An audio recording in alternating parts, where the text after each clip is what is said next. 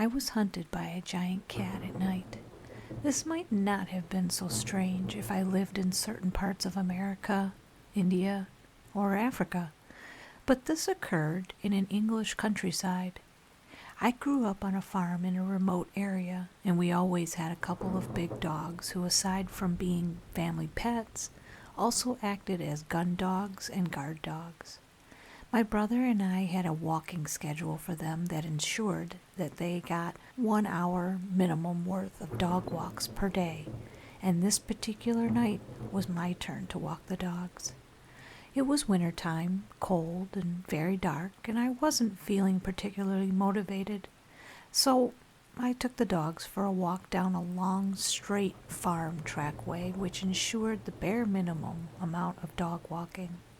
This trackway was bordered by a long hedgerow and tree-lined paddock on one side and a sloping drainage ditch, wooden post barbed wire fence, and a large grazing field on the other. I knew this particular trackway like the back of my hand, and although I had a torch at home, I didn't bother to bring it along with me, as the light from the moon and stars was enough to see on the crisp, cold night. I was actually beginning to kind of enjoy the walk. There's something very meditative about walking in the moonlight, when suddenly the dogs both started refusing to walk any further. I tugged on their leashes and they walked a few more paces, but then they both stopped completely in their tracks, refusing to move, and were completely freaking out, making frightening little squeaking noises. I had never seen the dogs ever behave or disobey me like this, and these were big, burly dogs, and as I knelt down to look at them, I could see the terror in their eyes. Except that there was nothing for them to be scared of. I looked around, and everything, apart from the squeaking dogs, was absolutely silent. The night air did not stir at all, and there was nothing coming up or down the trackway. But then, as I scanned the big grazing field to my left, I saw it. A pair of big reflective eyes glowing in the dark, looking straight back at me. Are there any animals in that field? I thought to myself as I tried to remember if it currently held any cattle or sheep in it. Nope. But then, what was that thing? I couldn't make out the creature's form in the dark much, but I could tell from the size of its eyes and the level height that it stood that this was definitely a big animal, at least deer height sized. But if it was a deer, then why were the dogs freaking out at it so much? The dogs were used to every animal on that farm and had never freaked out at a deer before. I felt a little unnerved at this point, but then I suddenly remembered that I was almost at that point where I'd normally turn around on the dog walk. I hadn't been doing anything much for a while, just spacing out, watching these weird glowing eyes in the dark. I suddenly jolted to my senses and in autopilot mode started walking again. This time the dogs responded, but they were still absolutely petrified and stayed glued to my legs. I wondered if I had just been seeing things in the dark, and I was beginning to wonder if this was all some kind of prank or innocent mistake. And the next day I would find something like some joke reflective sticker eyes stuck to a fence or, something like that. But then the glowing eyes on the other side of the fence started to move and follow me in unison. This freaked me out, but for some strange reason, instead of turning and fleeing, my reaction was to keep on calmly walking and pretending like nothing was amiss. It was like some sort of instinct in me just suddenly switched on and told me, don't run, or it'll give chase. But there was no doubt that this thing was calmly following us.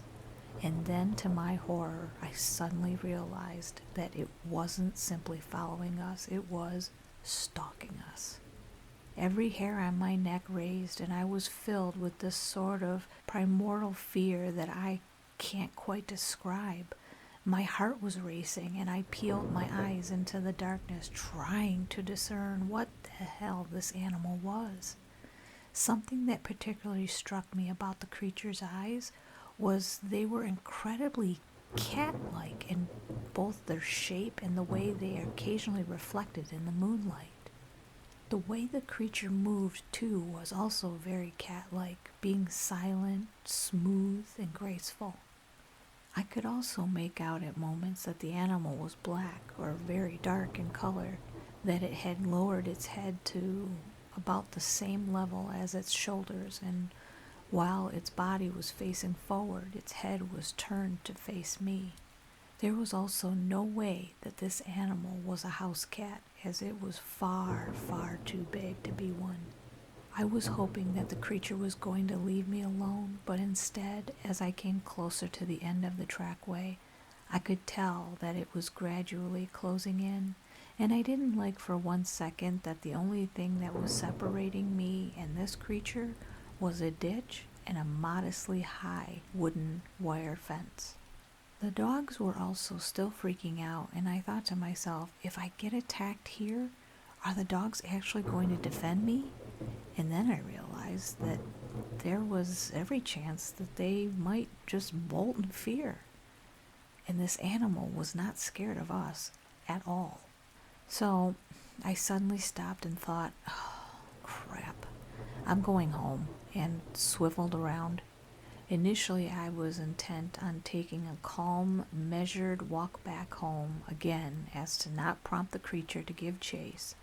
But as I got to about halfway back, my fear got the better of me and I started to walk hurriedly, and when I saw the outdoor lights of the farm office in the distance, I began to bolt. What absolutely petrified me is that towards the end, I felt that this creature not only began to run after me too, but I swore that I heard it attempt to leap the fence at the end of the field and land in some bushes on the other side. I don't think I've ever run so fast in my life. When I was running, I was too petrified to look back, but something within me told me that as soon as I was back under the lights of that farm office, which was also where the buildings and residence accommodation, etc. of the farm more or less started, I would be safe. Upon reaching the office, I stopped to catch my breath and looked back, but although I couldn't see the creature anymore, my senses told me that it was not far away, having stopped as I had stopped, and was somewhere lurking in the dark just beyond my eyes' reach, watching me again. I swear that this creature had literally tried to hunt me and had only given up after I had foiled it by getting back to a brightly lit, safe zone area, which I knew it wouldn't like. I took one last look before deciding to run the rest of the way back home with the dogs along the most well-lit points that I could find. When I got back home, I bumped into my older brother almost immediately after closing the door, and he said, "You're back home early," before going, "You look like you've seen a ghost. What happened?" I couldn't really verbalize very well what had just happened. My adrenaline and heart were also still pumping away, but I managed to tell him that I had seen and been stalked and chased by a giant black cat, which had also scared the dogs. My brother didn't believe me, though, and thought that I must have mistaken a run-of-the-mill animal for something else, and had freaked out over nothing. He could see that I was absolutely stricken with fear, though, and for the next few weeks offered to walk the dogs at night if I did all the morning walks, which I appreciated a lot. But then it happened to him. One night I heard running down the driveway and the door open and slam shut. The dogs were panting and squeaking, and my brother looked as white as a sheet. I took one look at him and said, "You saw it, didn't you?" And he simply nodded in silence. It turned out that he had experienced a near identical version of events, and afterwards we had a lot of discussions about what the F was the creature and why it was suddenly living on the farm. We both agreed that it was some sort of giant predatory cat, but we tried to tell our mother about it. She completely dismissed us and thought that we were just little kids making up wild stories for laughs or something. Even after a few sheep were killed in strange circumstances, we still weren't listened to, and the sheep deaths were put down to some sort of odd, botched poaching attempts. My brother and I stuck to our guns, though, and we devised a plan where we could completely avoid walking the dogs at night and limit nighttime activities in general. Then a few weeks later, we were watching a paranormal show on TV when they did an episode on big black cats roaming the British countryside. I remember the second we saw this, my brother and I both just turned and looked at each other in unison with a wide-eyed expression of OMG. And it turns out that this is a whole phenomenon in England, with reportings of big black cat sightings going back years. They still continue to this day, too. And aside from a lot of video footage, some taken by very credible witnesses too, such as police and strange sheep and deer killings, some people have also found hard evidence of the cats, such as cat poop, with panther jaguar DNA in it. So there's this theory that the British countryside does, in fact, have a population of big black cats, and people theorize that this cat population is descended from exotic pets that escaped or were released in the wild back in the 1960s and 70s, when up until that point it had been legal for people to own exotic pets like big cats. Panthers seem to have thrived in particular because they naturally come from regions which can actually experience some very cold temperatures. Despite this, a lot of people still disbelieve that mysterious big cats roam the English countryside, though, viewing such stories instead to be like those of the Loch Ness Monster or the Yeti. And I don't blame them. If I hadn't been stalked and chased by that big cat myself and seen the dogs freak out like that, I wouldn't have believed the big cat tales either. But I know what I saw, what I experienced, and nothing can change that.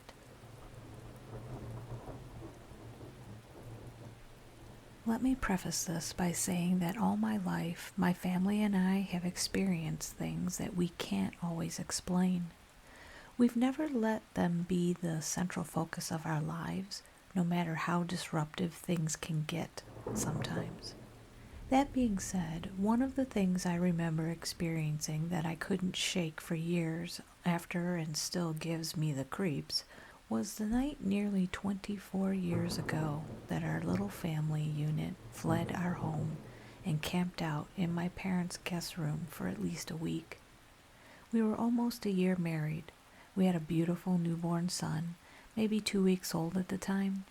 We were living in my in-laws' detached guest house while we saved to buy our own home. The guest house was small, a teensy kitchen, minuscule living room, narrow bathroom, and surprisingly spacious bedroom. This place had always had vibes, but when you're young and excited at the prospect of being all grown up and married, those kind of things go by the wayside, being otherwise insignificant, though alarmingly fear-inducing. Anyway, that evening we'd experienced a strange spat of tapping and knocking on the wall and ceiling. My husband John was irritated by it and steadfastly trying to ignore it. Our baby seemed unperturbed by the sporadic rapping and slept peacefully on my chest as I lay reclined in bed. I had a C-section and was still taking it pretty easy around the house, with John gamingly pitching in with chores and cooking meals. He suddenly stood up and said he was hungry and said he was picking up some fried chicken for our dinner. I said okay, and after kissing us, he left. I gently laid the baby at my side and curled my body carefully, protectively around him, and we dozed comfortably with the TV in our room burbling away companionably on low volume. I woke to a feeling of extreme heat at my back and wondered groggily about a heating pad before remembering that I didn't have one. The baby was awake, eyes wide and watchful, a different look than his usual sleepy gaze. I smiled at him, but he wasn't looking at me. He was looking over my shoulder. His eyes widened, and in their liquid reflection I saw something, to this day, I don't know what, but it was large and cloudy, and then my baby flinched, startling, and he screamed. A newborn baby? Screaming? It was god-awful and sent shivers right through me.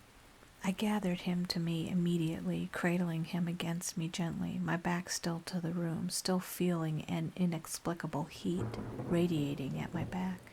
My eyes pricked with tears to feel my baby trembling, his baby body tense and all a-quiver. He couldn't even cry properly. It was as if he couldn't catch his breath. I kept murmuring, "It's okay, Mommy's here. It's okay. It's okay. Shh." And then I heard running footsteps outside and John calling for me. The sound of his voice filled me with relief. He burst into the house, and I'll never forget how wild-eyed and scared he looked. He enveloped us in his arms and held us to him.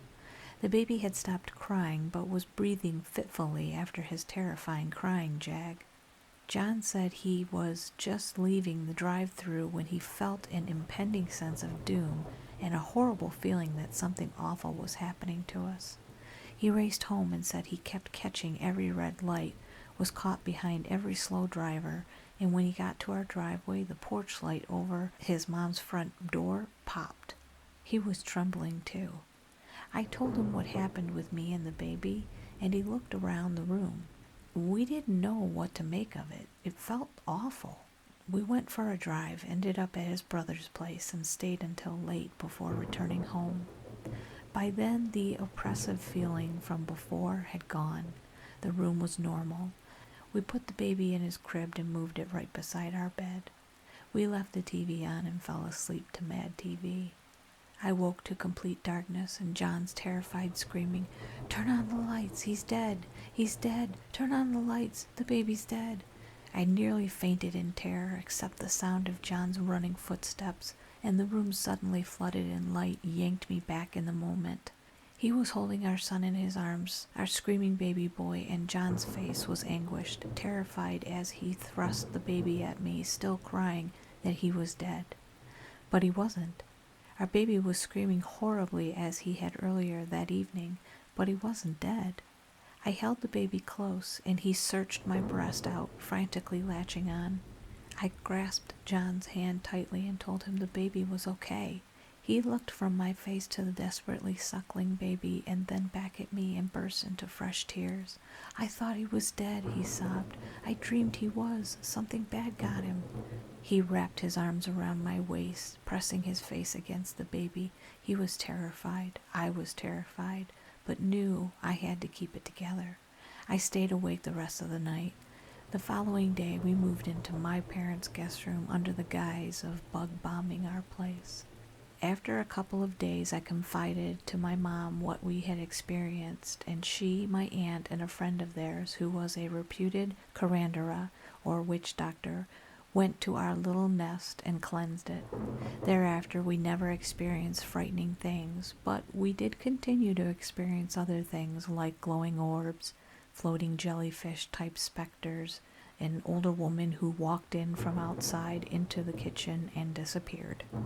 None of it was frightening, not like the experiences of before, and the baby grew into a toddler who didn't cry in terror, but instead clapped his hands and gurgled amicably with something that wasn't there, but at least didn't scare the bejesus out of him. We moved shortly after he turned 1 into a 2-bedroom, 1-bath home. It was a trim, neat little house with a large yard and lovely mature trees. Here, whatever had been kept at bay before found its way back to us again. I don't know why I think it's the same thing, but it seemed to have started the same way, tapping and knocking on the walls and ceiling. Our son developed night terrors. Pictures would fall off walls and shatter. We would hear the sound of shattering glass, but couldn't find the source. We only lived there 2 years before moving yet again. My grandmother's house was always a hot spot for ghostly and unexplained activity. Just about every member of my mother's side of the family has a story about the house. Before my grandparents bought their home, there was a large fire upstairs. The son of the previous family had been playing with matches and caught the curtains on fire. The door to the attic got stuck and the boy perished in the fire. A man went in to try and save him and later passed of his injuries at the hospital. Fast forward to years later. The upper level of the house was rebuilt and remodeled and served as a space for 2 spare bedrooms. You would hear what sounded like a small child running up and down the stairs. The fold-away bed on the second floor would be heard moving across the floor. When we went to check, the bed would be in the opposite room from where it had been placed. You could hear the sound of someone talking when you were home alone, or you would catch glimpses of shadows moving out of the corner of your eye, only to look and find no one there. After experiencing all this, I was still skeptical, trying to figure ways to explain it away because at the time, I wasn't really a believer in ghosts or anything like that. My younger cousin and I were sitting in my grandparents' kitchen. We heard the sound of a small child crying. We got up to investigate, and when we walked into the living room, the sound stopped. We went back to the kitchen to finish eating and again heard the sound of crying. The sound happens again, and we think it might be our baby cousin, so we go outside to check. She's asleep in the porch swing with our grandmother. It's just the 4 of us there, mind you. Anyway, we go back in the house. The sound happens again. At this point, we had thought that it might be a baby doll of some kind, like one of those you'd put batteries in and it would do that creepy wailing sound. We went looking and didn't find anything. This went on for several minutes before we realized we couldn't put a rational source to the sound, and so we ran outside to our grandmother. We were in a panic, but she told us we were just hearing things. It's your imagination. Years later, we found out about the fire and the people who passed in the house. It was something that they never wanted brought up in front of kids because they didn't want to freak us out. To this day, I refuse to be in her house alone.